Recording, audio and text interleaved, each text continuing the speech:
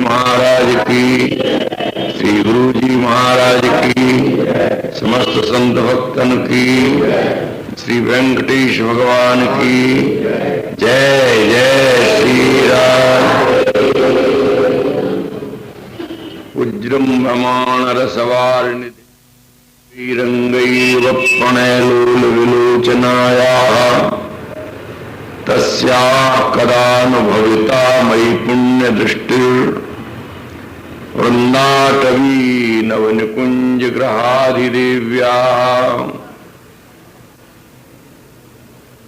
आचार्य श्री हरिवंशी महाराज के हार्द भाव का निरूपण करने वाला यह रस ग्रंथ श्रीमद् राधा रस सुधा निधि वृंदावनी उपासना का प्राण है। वृंदावन रस के जो उपासक हैं ना, उनको बताया है ये भगवत धर्मेप्यहो निर्ममा, ये भागवत धर्म से भी निर्मम होते हैं। नवधा होते ही रुचय नहीं, नेम सबय मिट जाए, ध्रुवदास जी महाराज ने अपने वचनों में कहा।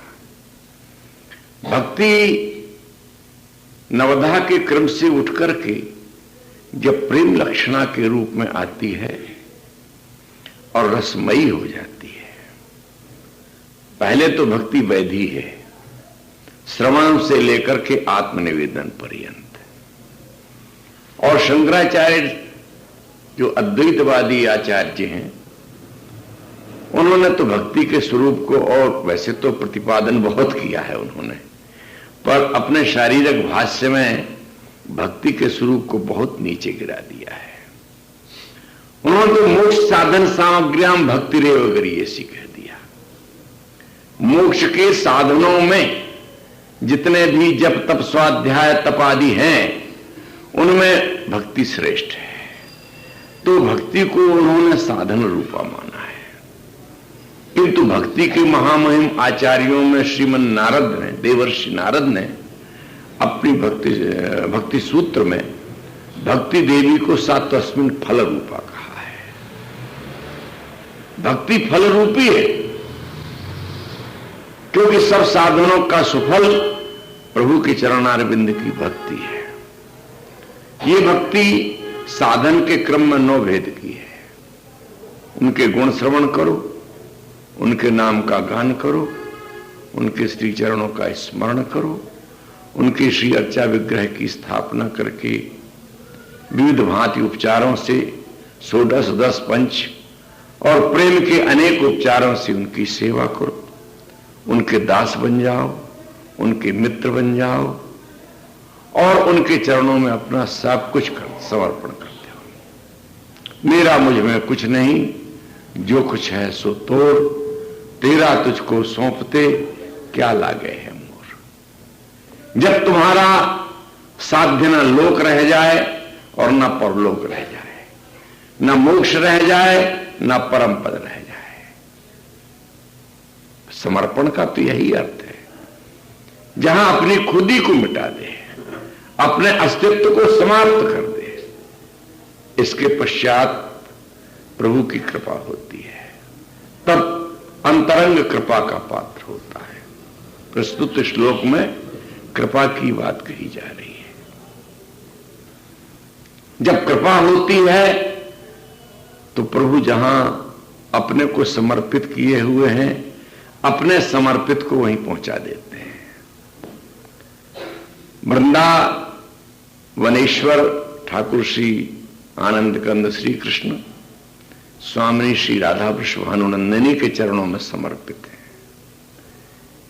तब उस भक्त को जो उनका चरणाश्रित होकर का और सर्वात्म समर्पण भाव से उनके प्रति अर्पित हुआ है, उसे भी किशोरी के चरणारविंद की रति भक्ति देते हैं। और स्वामिनी की जो कृपा दृष्टि है वो क्या करती है, बोले वो असीम बात है। एक जगह हरिवंशी महाराज ने कहा है, न देवी ब्रह्मादि न खलु हरिभक्ति न सुहृदादिर्यद्दि राधा मधुपति रहस्यम सुविदितम तयो दासी भूता तदुपचित केली रसमये दुरंता प्रत्याशा हर हर दिशोर गोचरित। बोले देखो मेरा साहस तो देखो, मैं कितनी बड़ी इच्छा लेकर के आया हूं। दुरंता प्रत्याशा, जिस आशा का छोड़ यानी उसकी प्राप्ति पूर्णता न जाने कितनी दूर पर है, बड़ी दुरंत है, बहुत कठिनाई से वो आशा पूर्ण होती है। क्या है वो आशा? बोले तयो दासी भूतवा, मैं उस स्वामिनी की दासी होने की इच्छा रखने वाला हूं। ये सामान्य आशा नहीं, ये तो बड़ी विलक्षण आशा है। दुरंता प्रत्याशा हर हर दिशोर गोचर की तुम, मैं अपने इन चर्म चक्षुओं से उनके आपात रमणीय रूप का दर्शन करने की आकांक्षा करने लगा हूं। जरा मेरे दुस्साहस की तो कल्पना करो। जैसे घसिया राष्ट्रपति की कुर्सी पर बैठने की इच्छा करता हो, अपढ़ मूर्ख निरक्षर, तद्वत में अधमाधम जीव, तुच्छा परम मधमा प्राण्य हो गर्ह्य कर्मा। कहां है स्वामिनी का स्वरूप? न देवी ब्रह्मादि न खलु हरिभक्त ही सुवरादि भी, कोई भी जिसके स्वरूप को नहीं पा सकते। देवता तो बेचारे अपना पुण्य परिपाक भोग रहे हैं, इनको तो किराए की झोपड़ी मिली हुई है। जो पुण्य कमाया है यहां यज्ञ आदि दान आदि के द्वारा भोग ले। अंततः तो श्रीमद् भगवद गीता साक्षी है, क्षीणे पुण्य मर्त्यलोकम विशंति। इसलिए इस प्रसंग में इनकी तो बात भी करना बेकार है। पर हां, कुछ जो नित्य सिद्ध देव हैं उनकी बात करो, तो उनके लिए भी कह दिया गया है ब्रह्मेश्वरादि सुदुरूह पदार बिंद। ब्रह्मा ईश्वरादि को भी दुरूह है ये पादार बिंद। ये महिमा सूचक बात नहीं है, ये स्वरूप सूचक बात है। महात्मा तो देखो किसी बात की बढ़ोतरी बता करके उसके प्रति प्रवृत्त करने में होती है, उसकी रुझान पैदा करने में होती है। जैसे सामान्य वैद्य लोग अपनी औषधि की बड़ी प्रशंसा कर देते हैं। देखिए आप सार्वधर्म धर्म में निघंटु में जहां जहां औषधियों के वर्णन आए हैं, उनके बनाने की विधियां आई हैं, बड़ी प्रशंसा है। ये लक्ष्मी विलास रस है, इसका सेवन करके भगवान श्री कृष्ण रास किया इसका सेवन करके भगवान राम ने रावण को मार दिया। इस लक्ष्मी विलास रस का सेवन करके भगवान विष्णु सृष्टि का पालन करते हैं, ब्रह्मा सृष्टि रचते हैं, शिव संहार करते हैं। लक्ष्मी विलास रस क्या हो गया? ये तो ब्रह्म का ब्रह्म हो गया। ये बड़ाई केवल लक्ष्मी विलास रस औषधि के सेवन में प्रयोजित है, इसको कहते महिमा, महात्मा। रोचनार्था फलश्रुति, बहुत अच्छे अच्छे मधुर मधुर फल दिखाए जाते हैं, वो सब वही है जैसे पुष्पिता वाचा, यामिमाम पुष्पिताम वाचा विपश्य। तो वेदों में भी शास्त्रों में भी अन्यत्र भी यहां पर न देवी देवों को प्राप्त नहीं है। देवों की बात इसलिए छोड़ दो कि ये तो ऐश्वर्य भोगते हैं। ब्रह्माद्य ही सामान्य देवताओं से कुछ विशिष्ट जो एक ही स्वरूप है, वही विष्णु है, वही ब्रह्मा है, वही शिव है। न खल हरि भक्त ही, ये निश्चित है जितने सारे हरि के भक्त हैं वे सब के सब निकुंजेश्वरी के चरणों तक पहुंचेंगे, ये नहीं। जहां जिसकी रति है, जहां जिसकी आस्था है, जहां जिसकी निष्ठा है। भगवान तो अनेक रूप आए हैं, जैसे हाथी को अंधे टटोले और जो हिस्सा पकड़ ले वह वही हाथी को मान ले। भगवान तो पूर्णाति पूर्ण है, पूर्णतम है। और जो जहां जिस भाव से उनसे लगा हुआ है उसको वे पूर्ण ही सुख देते हैं। जैसे घी बूरे मैदा का बना हुआ बड़ा सा लड्डू हो गए, जो चींटी जिधर से लग जाए वो वहीं से उसका पूर्ण स्वाद पावेगी। तो भगवान तो सर्वरूप हैं, सर्वरसदायक हैं, किंतु यहां जिस रस की एक विशेष वार्ता की जा रही है वो अपने ढंग का एक अनोखा है। ये वस्तु के आस्वादन के प्रकार हैं।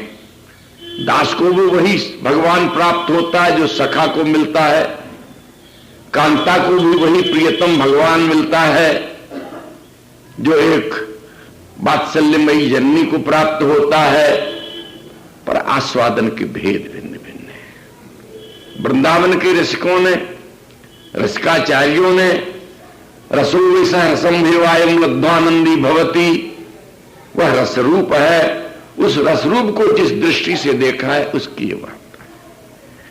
तो वो न देवे न ब्रह्मादि न खलु हरिभक्ति, सुहृद आदि को भी वो प्राप्त नहीं है। भगवान श्री कृष्ण के सुहृद दो तरह के हैं, एक तो पुर के सुहृद हैं, उद्धव हैं, अर्जुन हैं, और कुछ ब्रज के सुहृद सखागण हैं। इन सुहृद सखाओं में भी कुछ अंतरंग हैं, कुछ बहिरंग हैं, और कुछ प्रिय है, कुछ प्रिय नर्म हैं, कुछ केवल हास्य विनोद करके ही ठाकुर को प्रसन्न करते रहते हैं, उछल कूद मचाते रहते हैं। कुछ ऐसे हैं जो उनकी प्रियाओं के पास संदेश ले जाते हैं, और कुछ ऐसे हैं जो रास महारास में मसाल दिखाते हैं। तो ये सब सुहृद आदि पद से बहुत प्रकार के जो सुहृद हैं, आनंद वृंदावन चंपू में इन सुहृदों का बहुत वर्णन है।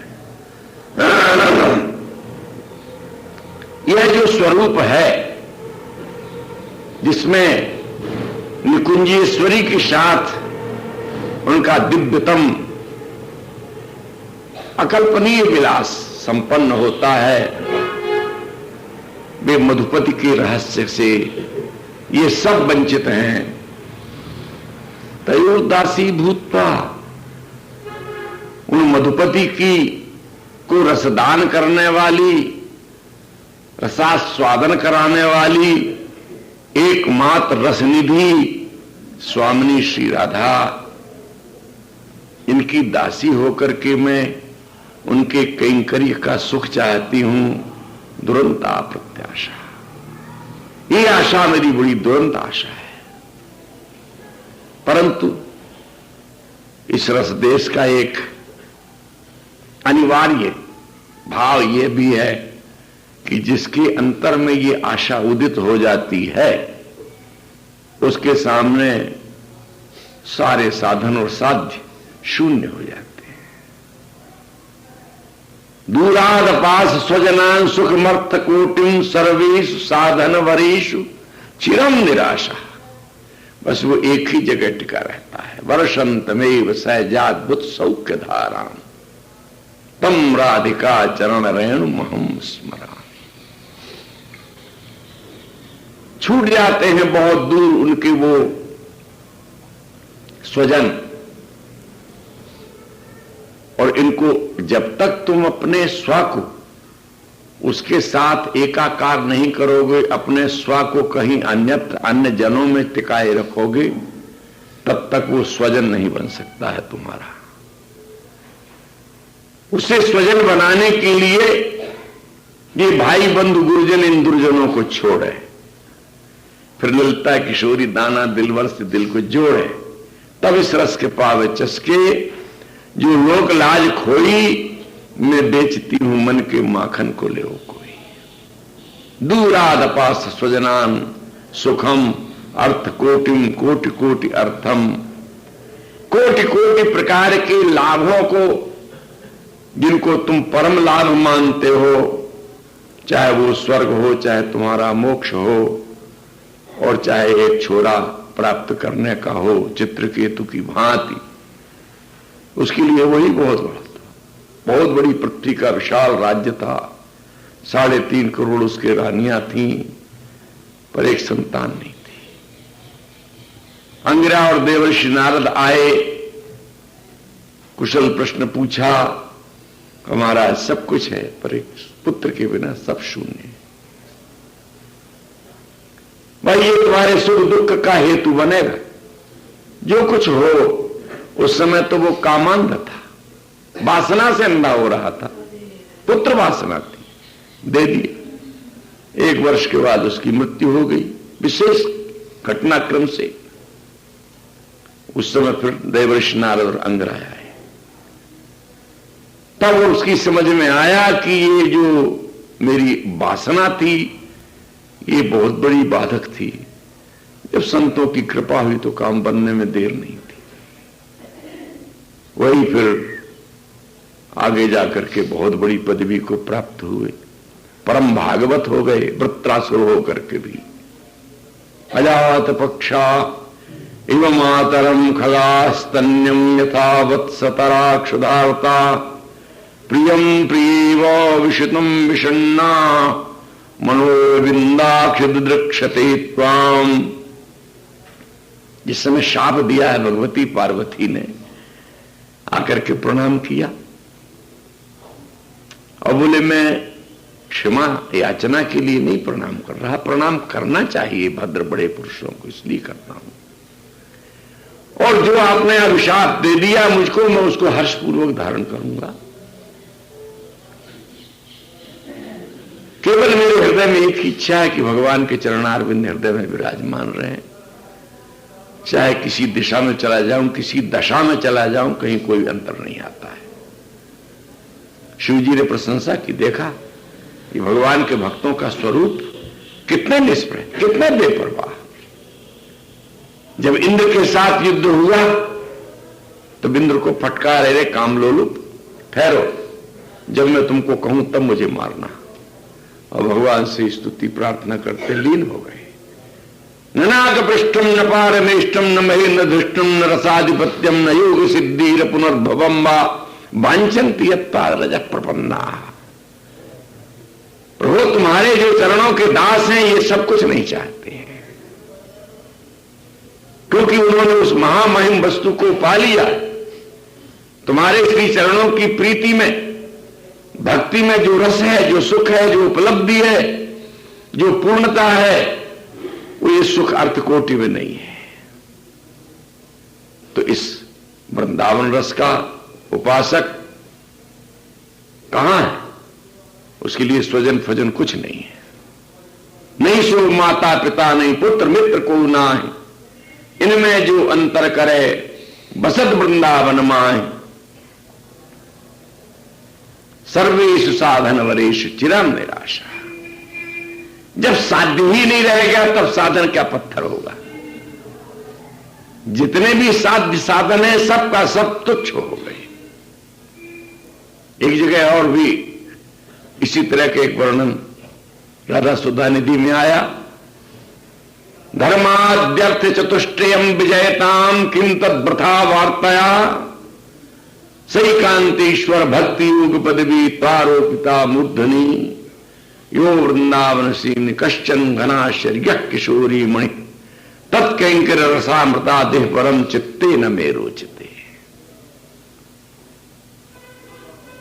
ये धर्म अर्थ काम और मोक्ष पुरुषार्थ कहे जाने वाले चतुष्टय जिस किसी के लिए श्रेष्ठ होंगे हमारे लिए तो उनकी वार्ता भी व्यर्थ है। और रह जाती है भगवान के श्री चरणों की भक्ति। वो तो इसलिए वंदनीय है, शिरोधार्य है कि वो प्रियतम के चरणों की भक्ति है। पर हृदय की टूटन कहां है? यो वृंदावन सीम निकश्चन घनाश्चर्य किशोरी मणि। वृंदावन की सीमा में नित्य एक रस विद्यमान विराजमान निकुंजेश्वरी ग्रहादि देव्या वृंदाटवी नव निकुंज ग्रहादि देव्या, उनके चरणों की प्रीति की आकांक्षा उदित हो जाने के पश्चात वो घनीभूत आश्चर्यमयी अनिर्वचनीय रूप लावण्य धाम, उसके श्री चरणों की प्राप्ति विषयक इच्छा अथवा उसका कैंकर्य मिल जाए, तब तो कहना ही क्या है। न यह रोचते न परम रोचते, तब न इस लोक का अच्छा लगता है न परलोक ही सुहाता है। क्योंकि वर्षंतमेव सहजाद्भुत सौख्य धाराम तम राधिका चरण रेणु हम स्मरामी। जो सहज और अद्भुत सुख की धारा का अभिवर्षण करती रहती है। ऐसे ही कुछ भाव आज के प्रसंग में प्रस्तुत जो श्लोक है उसमें आ रहे हैं। उज्जृंभमाण रसवारि निधेस्तरंगैः अंगैरिव प्रणयलोल विलोचनायाः तस्याः कदानुभविता मयि पुण्य दृष्टिर्वृंदाटवी नव निकुंज ग्रहादिदेव्या। इसमें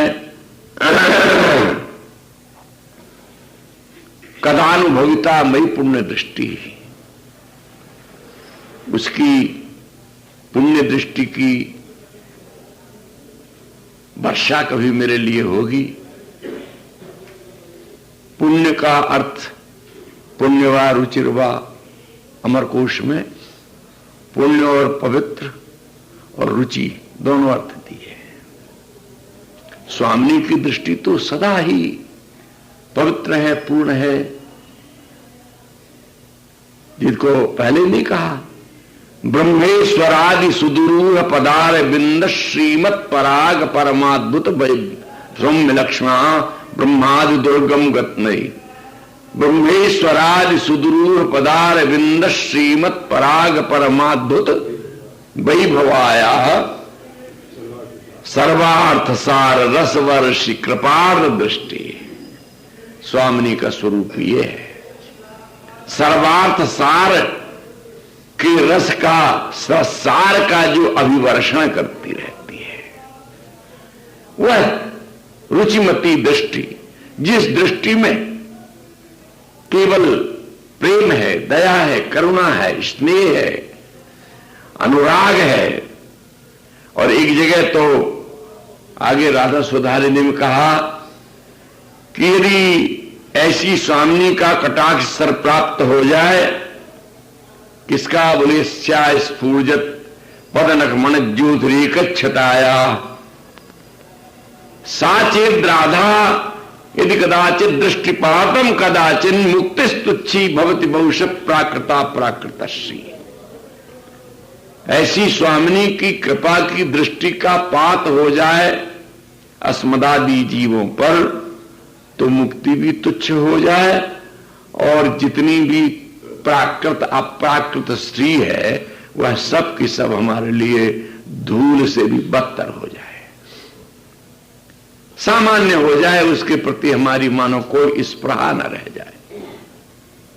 तो यहां कहते हैं तस्या कदानुभविता मयि पुण्य दृष्टि। यहां नू के द्वारा एक वितर्क किया गया। वितर्क इस अर्थ में है कि जिस शुभ लाभ को, जिस शुभ योग को हम प्राप्त करना चाह रहे हैं वही दुरंता प्रत्याशा है। इस पवित्र दृष्टि के क्या हम अधिकारी हो सकते हैं? परंतु अपनी ओर देख करके तो हम अधिकारी नहीं, उस ओर देख करके हमको जरूर विश्वास है कि अधिकारी हो सकते हैं। वही श्री भरतलाल जी की स्थिति, जब मग मन समझत राम सुभाऊ तब मग परत उताइल पाऊ। जब राघवेंद्र सरकार के स्वभावशील का स्मरण आता है तो लंबे लंबे डगों से चित्रकूट की ओर बढ़ते हैं, और जब अपना स्वरूप समझ में आता है तो झिझक जाते हैं, पांव मन मन के हो जाते हैं। जो करनी समझे प्रभु मोरी नहीं विस्तार कल्प सतकोरी। कोटि कोटि कल्प पर्यंत मेरे निस्तार का स्थान नहीं बनेगा, पर उनके स्वभाव की ओर देखना है। अपनी ओर क्या देखना है। इसीलिए तो संतों ने कहा, तुलसी बिगड़ी आदि की सुधरे अभी ही आज, पर शर्त यही है कि मन से, वचन से, कर्म से, सर्वभाव से राम का हो जा और कुसमाज का परित्याग कर दे। क्योंकि तुलसी तुम सो राम सो कछु नई न जान पहचान। जहां अंश अंशी संबंध है वो नित्य संबंध है। तो अपने स्वरूप की ओर अज्ञान के कारण जहां इस जीव का पतन होते चरम सीमा हो चुकी है, वहां से भी इसके उत्थान के लिए गुंजाइश है।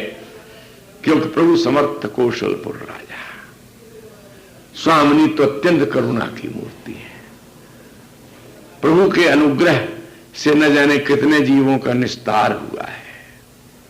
तो निस्तार जहां हुआ है वहां इस रस की भी उपलब्धि हो सकती है, पर आवश्यकता है उस रुचिमयी दृष्टि की। कौन है वह जिनकी कृपा दृष्टि की आकांक्षा है? वृंदाटवी नव निकुंज ग्रहाधिदेव्या।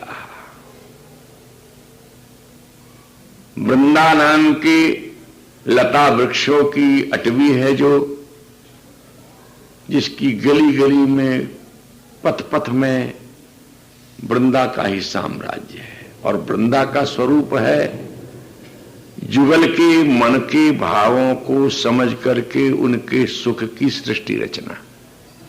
छिन छिन बन की छवि नई, इसीलिए नव निकुंज पद दिया। और श्री हरिलाल जी व्यास महाराज ने तो कहा कि नव का अर्थ यहां पर नित्यत्व में मानना चाहिए। निकुंज तो नित्य नवनवायमान है। नव वृंदावन हरित मनोहर, नव चातक बोलत मोर मुरली। वहां तो प्रत्येक चीज नई है। नयो नेह नवरंग नयो रस नवल श्याम वृषभानु किशोरी, नव पीतांबर नवल चूनरी, नई नई बूंदन भींजत गोरी। नव वृंदावन हरित मनोहर, नव चातक बोलत मोर मोरी। नव मुरली जो मलार नई गत, श्रवण सुनत आए घन घोरी। नव भूषण नव मुकुट विराजत, और नई नई उरप लेत थोड़ी थोड़ी। जय श्री हित हरिवंश असीत जेत मुख, चिरजीव भूतल यह जोरी। तो वृंदावन का तो सब कुछ नित्य नवनवायमान है। इसलिए निकुंज कहते ही उसमें नित्य नूतनता की भावना आ जानी चाहिए। पर नव निकुंज कहा तो नव से यहां नित्यत्व की सूचना है। ये वृंदाटवी नित्य है, ये निकुंज नित्य है, तो दूसरा अनित्य है।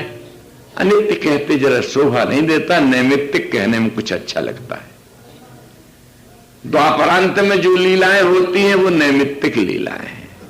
अनित्य तो ये संसार है जिसका कोई स्वरूप ही नहीं रह जाता। वृंदावन तो जुग जुग में प्रकट होता रहता है, इस ब्रह्मांड को शोभा देता है। और वृंदावन अंतरंग रूप में नित्य है। वृंदावन की स्वरूप को बड़ा आश्चर्यमय बताया है। वृंदावन के उपासकों के स्वरूप को बड़ा आश्चर्यमय बताया है श्रीमद प्रबोधानंद सरस्वती पाद ने। एक जगह कहा वृंदावन महिमामृतम में, आश्चर्यम धाम वृंदावन मिद महदाश्चर्य तत्रापि राधा कृष्णाख्यम गौर नीलद्वयम तत्पदाम भूरुहे च आश्चर्य शुद्ध भाव परम पदमथारूह्य तन्निष्ठ एव आश्चर्य कश्चिन सुविरल महात्मा तद्विदाश्चर्य एव। ये वृंदावन धाम आश्चर्यमय धाम है। आश्चर्यमय वह होता है जो मन से परे होता है, बुद्धि जिसका वितर्क नहीं कर पाती है, जिसकी थाह नहीं ले पाती है। ये तो वाचो निवर्तनते अप्राप्य मनसा सह इत आश्चर्य, वो आश्चर्य है। श्रीमद् भगवद गीता में आत्मा के स्वरूप को आश्चर्य बताया। आश्चर्यवत पश्यति कश्चिदेन आश्चर्यवत बदति तैव चान्या आश्चर्यवच्चेन मन्य शृणोति श्रुत्वाप्येनम न वेत्तैव चैव कश्चित्। सुनकर के भी कोई उसे नहीं जान पाता है। कोई आश्चर्य की तरह सुनता है, कोई आश्चर्य की तरह उसको देखता है। तो आत्मा का स्वरूप, परमात्मा का स्वरूप आश्चर्यमय है। ये वृंदावन धाम परमात्मा से भिन्न कब है? पंचयोजन में वास्ति वनम में देह रूपकम। पुराणों में ऐसे भगवत वाक्य आता है, भगवान श्री कृष्ण कहते हैं ये पंचयोजन में जो धाम है वो मेरा स्वरूप है। 20 कोस गिरि गोवर्धन लो पिय प्यारी को धाम, तुमसे परम धाम हो। धाम में और धामी में, नाम में और नामी में सदा अंतर नहीं है, अंतर है ही नहीं है। जो नाम है सो नामी है, जो धाम है सो धामी है।